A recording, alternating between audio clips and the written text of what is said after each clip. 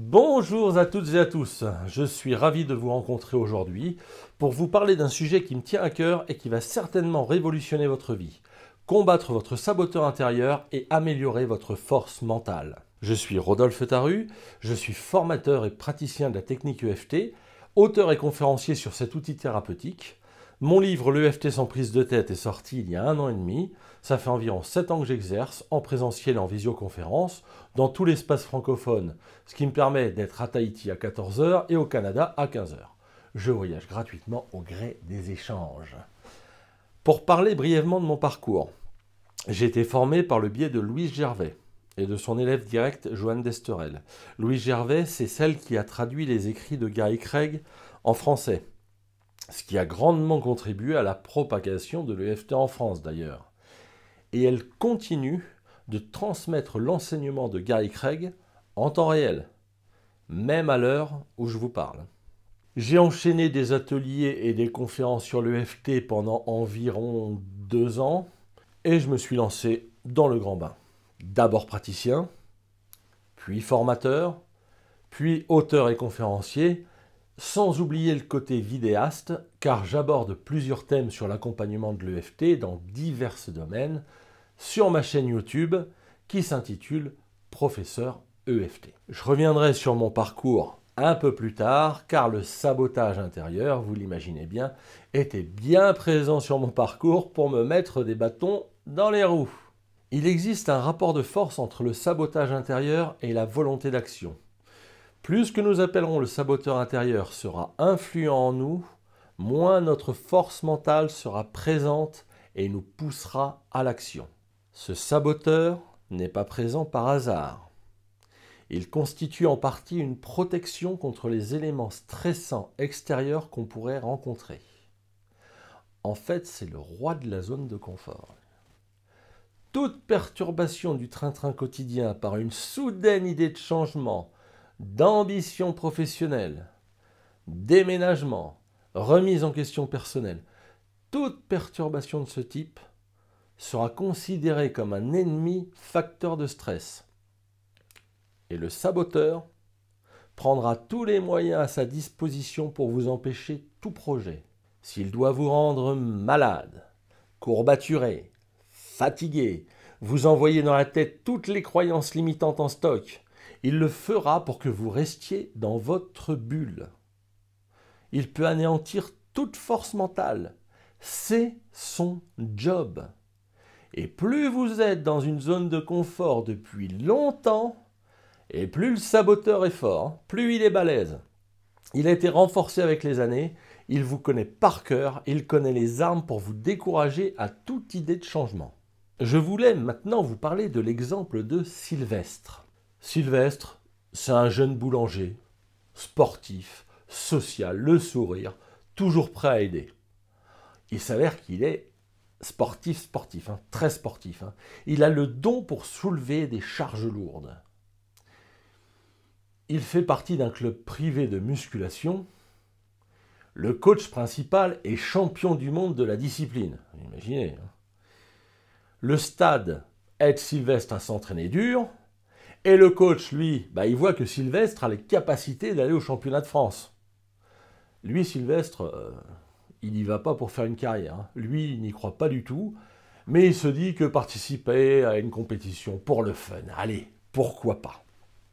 Mais imaginez le stress qu'un tel événement peut produire à l'intérieur d'un individu. Imaginez comment le saboteur peut réagir à une telle somme de perturbations. Sylvestre m'a contacté la veille de la compétition. Un mal de ventre terrible, plus de jambes, le corps qui tremble, des sueurs froides, une trouille. La cause ? La peur de décevoir ceux qui croient en lui. C'est tout. Le saboteur était là. Après quelques questions, le saboteur avait sorti toute la panoplie. Les autres sont meilleurs que toi, tu n'as rien à faire là, tu vas te ridiculiser, mais reste à ta place, pour qui tu te prends ? Tu te dettes ça, il n'y a pas moyen de jaja. Et avec ça, un physique affaibli pour bien lui signifier qu'il peut d'ores et déjà abandonner. Sylvestre me demande juste de lui enlever le mal de ventre et la peur qui est très présente. Moi, je lui dis, si on a le temps, je vais même t'envoyer sur le podium, hein. Tant qu'à faire une séance EFT, autant se faire plaisir. Enlever la peur, ça a pris 15 minutes. Lui enlever son manque de valeur par rapport aux autres, pas plus longtemps. Mais ensuite, j'ai augmenté sa vision de ses propres capacités. En gros, j'ai passé le message à son saboteur, « T'inquiète pas, ça va être du gâteau ». Par visualisation et en tapotant à chaque étape, je l'ai mis devant des poids de plus en plus lourds. J'ai tapoté à chaque fois qu'il pensait impossible de soulever la charge. Puis, avec un peu de PNL, parce que j'adore ça, je l'ai fait fusionner avec Superman mentalement. Il était devenu invincible grâce à l'EFT. Il était devenu quelqu'un avec une haute opinion de lui-même. J'avais calmé son saboteur et agrandi la zone de confort. Sa force mentale était devenue au top. Résultat, double médaillé, or et bronze. La première année. La deuxième année, on refait une séance, médaille d'or. Il m'a raconté que devant la barre, il n'avait ressenti aucun stress et qu'il imaginait Superman en lui. La vie d'entrepreneur, c'est une compétition tous les jours. Et niveau stress, moi ça fait 15 ans que je suis chef d'entreprise, j'ai connu des périodes à m'arracher la tête. Pour avancer et progresser quand on est son propre business, on a tout intérêt à être ultra positif dans nos attentes et tout intérêt à se sentir capable d'assumer tous les changements que cela implique. L'amour-propre doit être au top niveau. La valeur que nous nous accordons doit faire taire le saboteur. Je vais prendre mon exemple pour illustrer. Avant d'être chef d'entreprise, j'ai fait plusieurs métiers. Après un bac comptabilité en poche, je voulais travailler tout de suite, dans n'importe quoi, pourvu que je travaille. Manutention, rayonnage, à la chaîne, de nuit, SAV téléphonique, chef de quai, homme de ménage, chauffeur-livreur, secrétaire, comptable, commercial, vraiment de tout. Et jamais un sabotage ne s'est manifesté. Jamais. Tant que le métier se trouvait à ma portée intellectuelle, je fonçais sans réfléchir. Et puis est venu l'EFT. L'EFT et sa magie. J'ai tellement accroché avec la méthode que devenir praticien, c'était devenu une évidence. Une évidence pour moi, oui, mais pas pour mon saboteur. Je pouvais faire tous les métiers. Tous. Mais pas thérapeute. Thérapeute, non. Vous voulez l'entendre, mon saboteur? Voilà ce qu'il me disait. Mais il faut des compétences, des diplômes, une reconnaissance des pairs, une certification. Alors, en plus du saboteur, il y avait des membres de ma famille qui ne m'aidaient pas non plus, en me disant, tu te rends compte, il faut 5 ans de fac de psychologie. Et mon saboteur, il en rajoutait une couche. Mais qui es-tu, petit bonhomme? Qui es-tu pour vouloir accompagner des personnes vers leur bien-être? Puis tu vas tomber sur des cas graves. Tu n'es absolument pas qualifié. Et puis combien de praticiens EFT existent dans la région? 30? 40? En plus, il y en a 2 qui sont connus pour leur participation à des congrès sur l'EFT. Qu'est-ce que tu vas faire? Je n'ai aucune chance d'avoir des clients. J'arrive trop tard. Malgré ça, je me lance quand même en tant que praticien, mais à temps vraiment partiel. Puis je crée des vidéos simples. Puis des gens qui me suivent me demandent une formation et un livre si possible. Le saboteur, il s'est déchaîné. Quoi? Toi, formateur, écrire un livre? Mais ça va pas la tête. Déjà que tu sois praticien, c'est un miracle. C'est un miracle que tu sois praticien. Mais formateur, mais ça va pas la tête. Mais la demande, elle était tellement insistante que j'ai fini par faire cette formation. D'ailleurs, elle est encore disponible en ligne sur mon site professeur-eft.com. Mais le livre, j'ai dû faire une formation en ligne pour apprendre à écrire des livres. Sinon, moi, je ne me lançais pas à écrire un livre. Et le livre, il était déjà fini 2 ans avant que je ne l'envoie à un éditeur. Tellement mon saboteur m'empêchait de devenir ce que je voulais devenir. Si je me suis formé auprès des pionniers de l'EFT, c'est parce que je voulais la meilleure formation possible. Enfin, ce que j'espérais. Et il a fallu que je prouve mes capacités avant de me dire praticien. C'est la première fois de ma vie que je dois me battre avec un saboteur intérieur pour accomplir quelque chose. Mais j'ai appris de cette situation. J'ai appris de cette situation et je vais vous faire un tapping. Tout d'abord, ta valeur personnelle ne dépend pas des autres. Toi seul es responsable de ta valeur. Si tu te considères avec beaucoup de valeur, les autres le remarquent. Comme Sylvestre, pendant sa compétition. Si tu te considères faible et nul, tu ne réussiras rien, parce que face à la réalité, tu seras faible et nul. Et il y a de grandes chances que les autres te perçoivent, oui, comme faible et nul. Ta valeur propre doit être au top du top tout le temps. Tu dois te lever le matin en ayant le sourire de quelqu'un qui s'aime profondément. Quelqu'un qui ne s'aime pas profondément ne peut pas attendre qu'on l'aime profondément à l'extérieur.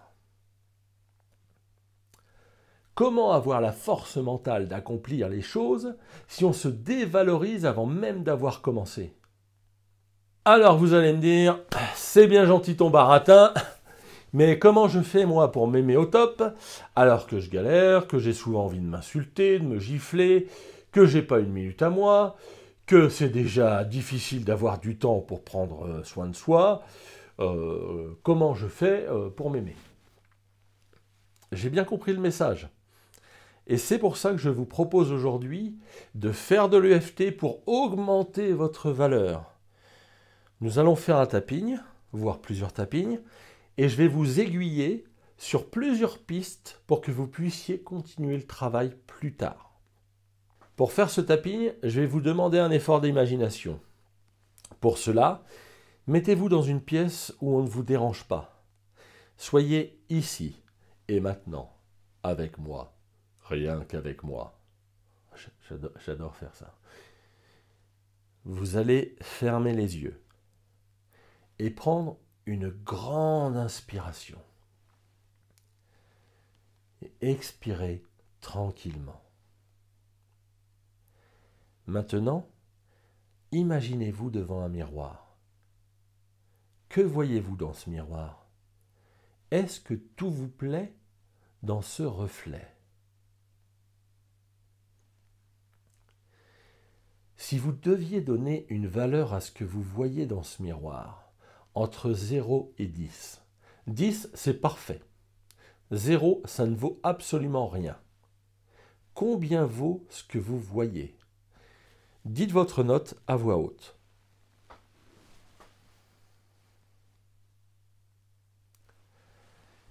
Si votre note est en dessous de 5, dites ce que vous détestez le plus en vous.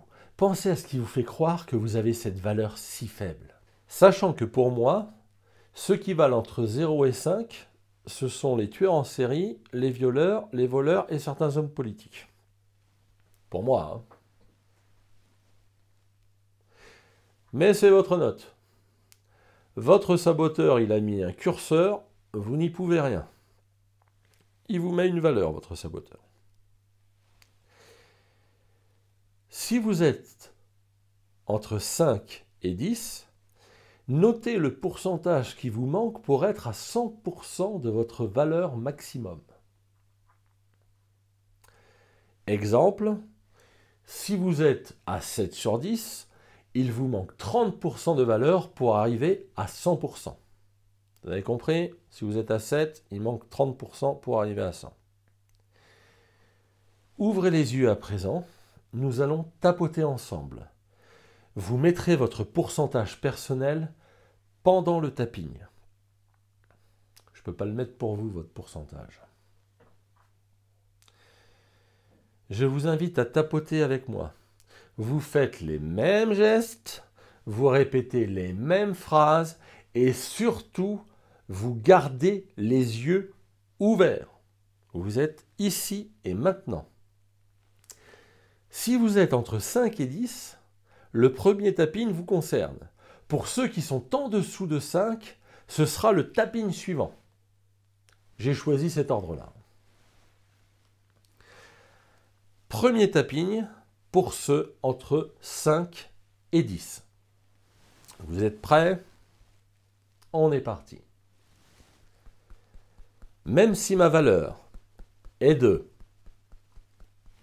sur 10, je m'accepte en totalité. Même si je vaux seulement, je m'accepte complètement. Même si c'est ma note, je fais du mieux que je peux.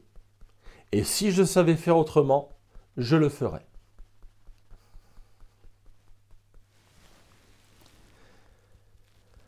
Profitez-en, messieurs, dames.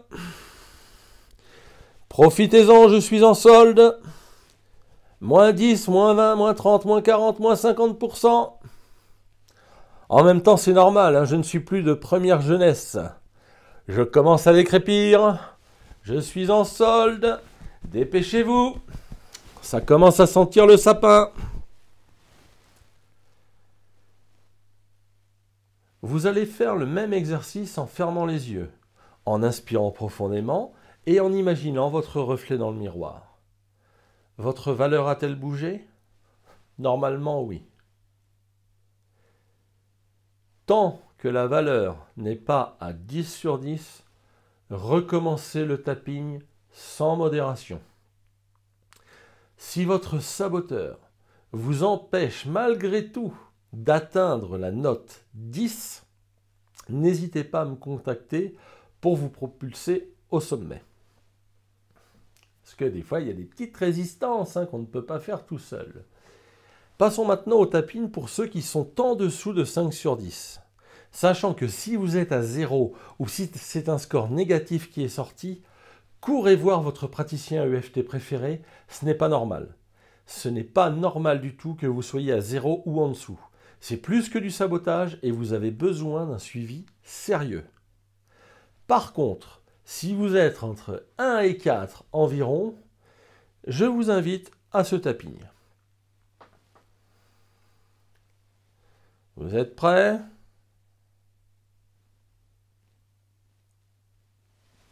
C'est parti. Même si ma valeur se trouve entre Michel Fourniret et Jérôme Cahuzac, j'ai le droit de m'accepter.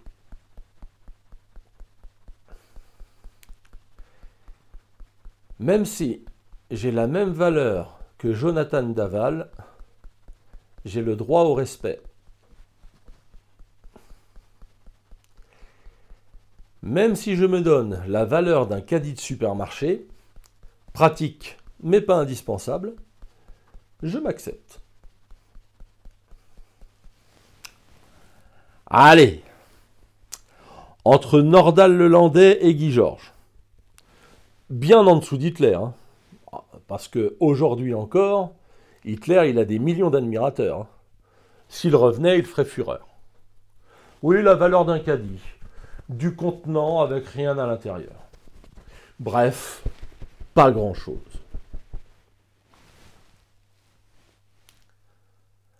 Refaites aussi l'exercice devant le miroir.